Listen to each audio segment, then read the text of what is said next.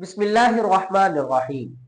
حضور اقدس صلی اللہ علیہ وسلم کی حدیث مبارکہ ہے کہ قیامت کے قریب فتنے کثرت سے ظاہر ہوں گے۔ موجودہ دور بھی فتنوں کا دور ہے اور اس دور کا سب سے خطرناک فتنہ الحاد کا فتنہ ہے۔ ہم آپ کے سامنے ملحدین کے اعتراضات اور ان کے جوابات ذکر کرتے رہتے ہیں۔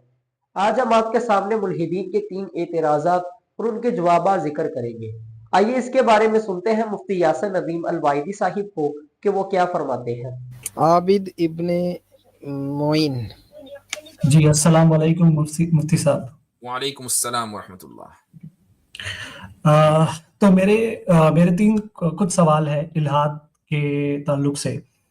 اچھا، تو پچھلے سال آپ نے ایک ڈیبیٹ کی تھی اویس اقبال کے ساتھ میں، تو وہ ڈیبیٹ سے میں کافی انسپائر ہو گیا الحمدللہ، اور پھر میں نے بھی اپنی کچھ ریسرچ شروع کر دی، اسٹڈی شروع کر دی، میں ایسا بولوں گا۔ اچھا، تو پھر اس کے بعد میں نے آپ کے کافی ویڈیوز دیکھے ایتھزم کے موضوع پر، اور اس کے ڈیبیٹس وغیرہ بھی بہت دیکھے۔ اچھا، پچھلے کچھ ہفتے پہلے میری ایک پیسو ایتھسٹ سے ایک مائلڈ ڈیبیٹ ہو گئی۔ ڈیبیٹ بھی نہیں بولوں گا، ایک چھوٹی سی آرگیومنٹ چل رہی تھی۔ بہت زبردست فیلڈنگ لگائی آپ نے، ایک پیسو ایتھسٹ سے مائلڈ ڈیبیٹ۔ ہاں، وہ اس لیے کیونکہ مطلب میں زیادہ انفارمیشن نہیں دینا چاہوں گا کیونکہ وہ میرا باس ہے، تو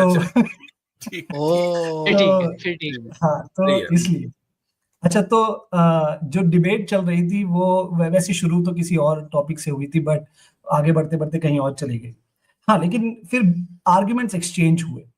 اچھا، تو آپ نے جو بھی ڈیبیٹس آپ نے دیکھی اس میں کچھ چیزیں سمجھا ہو، تو اس میں ایک آرگیومنٹ ہے خدا کے وجود کے سے تعلق، جیسے اگر دنیا کی بہت بڑی تعداد خدا کا تصور کرتی ہے یا کر سکتی ہے تو it is basically it proves or it's an argument that God exists۔ اچھا، تو اس کا ساری ہر فرد، ہاں، تو اچھا، تو اس کا پھر اس نے کاؤنٹر آرگیومنٹ دیا مجھے کہ یوول نوآ ہراری کی ایک کتاب ہے سیپینز۔ ہاں، تو اس میں قرآن چل رہا ہے آج کل۔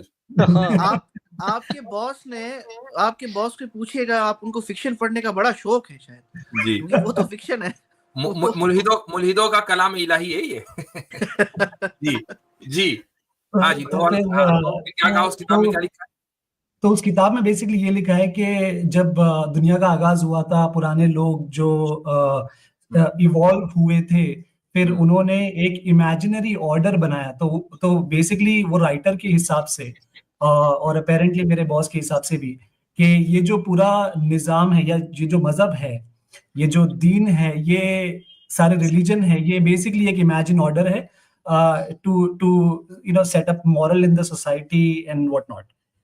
تو اس کے اوپر میرا کوئی اچھا، پھر میں بلینک ہو گیا اوبویسلی، کیونکہ یہ آرگیومنٹ کے اس کو کاؤنٹر کر دیا تو مجھے نہیں پتا تھا کہ یہ تو کوئی بات ہی نہیں ہوئی، آپ کو بلینک کیا تو اس کو بلینک کرنا تھا۔ اس کی وجہ یہ ہے، مجھے ایک بات بتائیں کہ کیا یہ صرف مفروضے نہیں ہے؟ پہلا مفروضہ کہ جب ہم ایوالو ہوئے تو گویا کہ آپ یہ مان کے چلنے کا ہم ایوالو ہوئے، ٹھیک ہے؟ اچھا، پوائنٹ نمبر 1۔ پوائنٹ نمبر 2 یہ ہے کہ دنیا نے، لوگوں نے ایک آرڈر قائم کرنے کے لیے مذہب گڑھ لیے، ٹھیک ہے؟ اب اس کی کیا دلیل ہے؟ اس کی کوئی دلیل نہیں ہے، یہ اس کا خالص ایک مفروضہ ہے کہ لوگوں نے سوسائٹی میں آرڈر قائم کرنے کے لیے مذہب گڑھ لیے۔ تو میں کہتا ہوں پھر ایک ہی مذہب گڑھتے نا سارے، کتنے سارے مذہب کیوں گڑھ لیے؟ آرڈر تو تب بھی قائم نہیں ہوا۔ اچھا مفتی صاحب، یہ غور کریں نا کہ مذہب گھڑ لیے گئے، اس کے لیے انہوں نے یہ کہانی گھڑی۔ ہاں، یہ کہانی بھی تو گڑھی ہوئی ہے نا، پوری کتاب گڑھی ہوئی ہے وہ۔ بھائی عابد بھائی، آپ کو میں ریکمینڈ کروں گا، یہ جو باتیں ہیں نا ساری، اس طرح مفتی صاحب نے کہا، یہ ساری باتیں گھڑی ہوئی ہیں، یہ ایزمپشنز ہیں۔ ویسے تو اینتھروپولوجی کا ایک سبجیکٹ ہے یہ پورا، لیکن وہ جو نوآ ہراری کی جو کتاب ہے نا، وہ پوری ایزمپشنز کی بیس پر ہے۔ اور جو ماشاءاللہ مفتی صاحب کی جو ڈیبیٹ تھی نا اویس اقبال نے جو ایرو آف ٹائم کتاب لکھی ہے، اس کا کانٹینٹ بھی اگر آپ دیکھیں گے تو اس نے شاید، وہ ہو سکتا ہے چیٹ جی پی ٹی سے اس نے شفل کروا لیے الفاظ، وہ سارا ٹیبل آف کانٹینٹ وہی والا ہے، کم وقت کا۔ جی اچھا، अच्छा, तो फिर डिबेट थोड़ी आगे चली और उसमें कुछ और आर्ग्यूमेंट्स भी आए।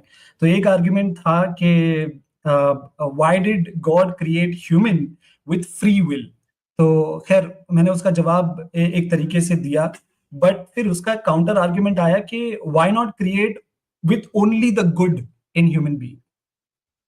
ठीक, तो अगर मसलन हम ये कहें कि भाई गॉड को चाहिए था कि ह्यूमन को सिर्फ गुड के साथ, ईवल के साथ नहीं, सिर्फ गुड के साथ वो क्रिएट करता, तो फिर फ्री विल तो ना होती। हाँ, तो फ्री विल ना होना ज्यादा बेहतर है कि फ्री विल होना ज्यादा बेहतर है? अच्छा, अगर मुझसे पूछेगी तो मैं तो बोलूंगा फ्री विल होना ज्यादा बेहतर है। नहीं, उससे भी पूछे, ये सवाल अच्छा, उससे भी पूछे कि भाई फ्री विल होना ना होना, दो ऑप्शन है, कौन सा ऑप्शन ज्यादा बेहतर है? अगर ठीक है। कॉमन सेंस है तो आदमी ये हाँ, कहेगा कि हाँ जी फ्री विल होना ज्यादा बेहतर है, मुझे आजाद, हमें ह्यूमनिज्म पूरी क्या चीज है? ह्यूमनिज्म ये है कि मैं मुकम्मल फ्री हूं। भाई एथीस्ट का तो सारी फिलॉसफी फ्रीडम के ऊपर खड़ी हुई है। फ्रीडम भी किससे? गॉड से। क्यों? इसलिए कि फ्री विल को वो ज्यादा बेहतर समझते हैं, फ्री होने को ज्यादा बेहतर समझते हैं। झूठ बोलने को आपको जरूर कह दें कि नहीं हमें तो वो दूसरा वाला ऑप्शन पसंद है, लेकिन उनकी पूरी फिलॉसफी इसी फ्रीडम के ऊपर है। ठीक तो है। उसके नजदीक भी फ्री विल होना ज्यादा बेहतर है, और हमारे नजदीक भी। तो जो चीज बेहतर है खुदा ने उसका इंतखाब किया हमारे लिए। ठीक है, ठीक है। अच्छा, तो एक और सवाल है। किसी भी एथिस्ट को हम ये कैसे एक्सप्लेन कर सकते हैं या इसके ऊपर कैसे आर्गुमेंट कर सकते हैं, what is the purpose of life? क्योंकि जब ये का आर्गुमेंट मैंने दिया था तो खैर उनका तो कुछ खास पर्पस सामने नहीं आया, बट वो कैसे एक्सप्लेन कर सकते हैं हम लोग? नहीं, बात ये नहीं है कि हम कैसे एक्सप्लेन करें। अच्छा, हम कोई भी पर्पस एक्सप्लेन करेंगे, हम सब के सब, चाहे वो हिंदू हो, मुसलमान हो, क्रिश्चियन हो, यहूदी हो, कोई भी मजहब हो, है ना, उसके नजदीक लाइफ का एक पर्पस है भाई। हम सारे मजहब वाले इस चीज के ऊपर मुत्तफिक हैं। हम चाहे आपस में एक दूसरे को कहें कि नहीं ये पर्पस नहीं वो पर्पस है पर्पस। ये सवाल मुल्हिद से होना चाहिए कि आप लाइफ को डिफाइन कैसे करेंगे। जब लाइफ की हर चीज का पर्पस है तो लाइफ का पर्पस क्या है, ये सवाल तो आप उससे करें। ये मजहब से सवाल किया ही नहीं जा सकता, क्योंकि हर मजहब ने पर्पस बयान किया है। अब हम उस पर्पस को जस्टिफाई करेंगे उस वक्त जबकि सामने वाला ये कह दे कि पर्पस लेस होना ये ज्यादा रैशनल है।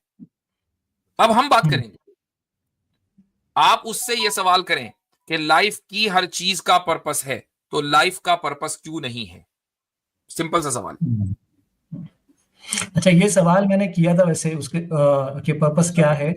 उसका जवाब मुझे ये मिला था कि जीना बस, जॉब करना, लाइफ फैमिली का के पर्पस, साथ। एक मिनट, लाइफ का पर्पस जीना, इसको इंग्लिश में कर दें, लाइफ का पर्पस लाइफ, मजारी लाइफ, है ना। ये कैसा पर्पस हुआ भाई?